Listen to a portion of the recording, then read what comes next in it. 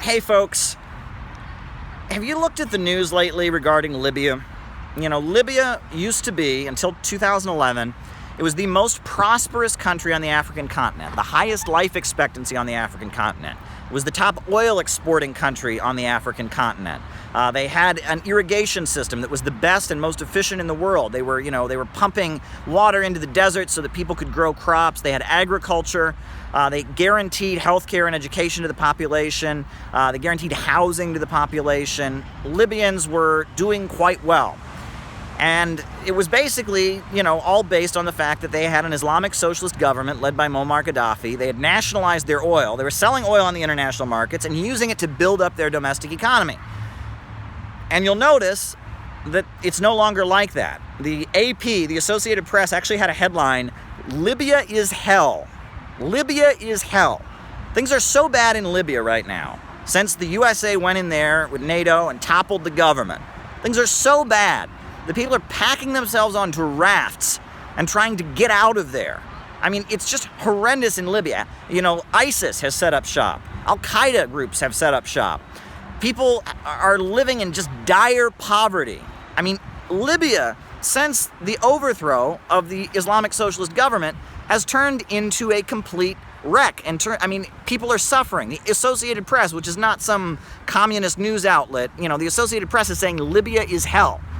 And let's remember back in 2011, they called it a revolution. CNN was telling us, the people of Libya, they just can't take Gaddafi anymore. They're rising up. It's a glorious uprising. The people are standing up. But it wasn't a revolution. It was forces that were being funded by the United States, the Libyan National Council of Resistance, and others that were basically being fomented to carry out regime change. And a lot of people on the U.S. political left bought it. They thought it was this glorious uprising. And sure, there were probably legitimate grievances that some of these protesters against Gaddafi had, but it was all being manipulated. And, NATO went in there, cruise missiles flew, and the country has not recovered. 2011 was a long time ago. It's 2018 now, and the conditions in Libya haven't gotten any better since then. People are suffering, people are piling onto rafts and getting in the Mediterranean trying to get out of the hell that has been created by U.S. intervention in Libya. Every time there's a war, every time we hear the same lies, right? He's a Hitler, he's a dictator, he's killing his own people, whoever it is, right? Whether it's Saddam Hussein or Milosevic or whoever it is, right? He's killing his own people, he's a Hitler, he's awful, we gotta go in there, we don't wanna intervene, the leaders will always say. We don't wanna intervene, we just have to rescue these poor innocent people. They're suffering, it's a humanitarian intervention, right? It's regime change, it's spreading freedom. But the conditions for the people always get worse. Libya, since that government's been overthrown, people are far, far worse off. Iraq, people are far, far worse off. Afghanistan, it's been quite a long time since the government of Afghanistan was overthrown. Conditions there are still horrendous. You can go down the line. The USA has been trying to overthrow the Syrian Arab Republic. These countries don't get any better. They do not improve because the USA goes in there and topples the government. They try to sell it as a humanitarian mission. They do a lot of agitation. They've got some touching photos. Sometimes there's some truth in there. Most of the time it's just straight up lies and deceptions. And they destroy countries. And I must say, all those forces that called me a tanky and said, oh my God, Caleb, you're just an apologist for Gaddafi, right?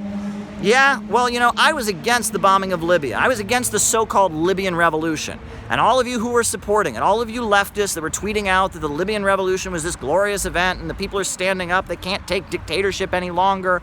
All of you leftists, right? You helped do this to Libya. And some of you will say, well, I didn't support the bombing. I supported the protests against Gaddafi, but I didn't support the bombing. Yeah, but you were tweeting out the same propaganda photos. You were tweeting out statements by the National Council of Resistance in Libya, the same forces that were making the propaganda case for the intervention. So you'd say, oh, well, I didn't actually support the cruise missiles flying. I just supported the media campaign against it. And and it comes from a cowardly place. You get a lot of these people that it's like, they want to be like, well, I'm against capitalism, I'm against imperialism, but I'm not like one of those bad ones. I'm not like Gaddafi or anything. I'm a good socialist. I'm a good anti-imperialist. It's cowardly. It's really cowardly.